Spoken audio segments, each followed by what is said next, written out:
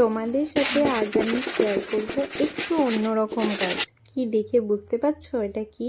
বলো তো এটা কি? এটা হলো গপুর জন্য বানানো সিংহাসন। এটা মার্কেট থেকে নর্মালি কিনেছিলাম, যেহেতু আমি কাঠের কাজ জানি না তাই আমাকে ওটা মার্কেট থেকে তো কিনতেই হতো। তো আমি যে কাজটা জানি সেটা হলো কলকা। তো সেটাই করে একটু সুন্দর করে সাজিয়ে দিতে চেয়েছি গপুর সিংহাসনটা। তো তোমাদের কেমন লাগলো তোমরা কিন্তু জানিও। প্রথমে এটা করেছিলাম ব্রাউন কালার, বাট দেখলাম ব্রাউন কালারটা একদম মানাচ্ছে না, তাই তার উপরে আবার রেডের কাজ করেছি। তাতে একটু কলকার টাচ আছে, একটু স্টোন ওয়ার্ক আছে। তো যতটা সুন্দর করা যায়, কারণ বুঝতেই পারছো গপু থাকবে, তো সেক্ষেত্রে একটু মানে অন্যরকম হলে আমারও ভালো লাগবে। তো সেই জন্য মনের মতো করে করার চেষ্টা করেছি, যতটা পসিবল হয়েছে।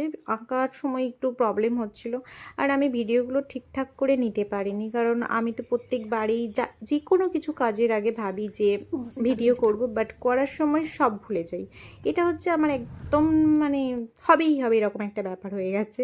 তো অর্ধেক ভিডিও তো আমি নিতে ভুলেই গেছি, তো সেগুলো দিতে পারছি না ওর জন্য। তো যতটা নিতে পেরেছি সেটা তোমাদের সাথে শেয়ার করলাম।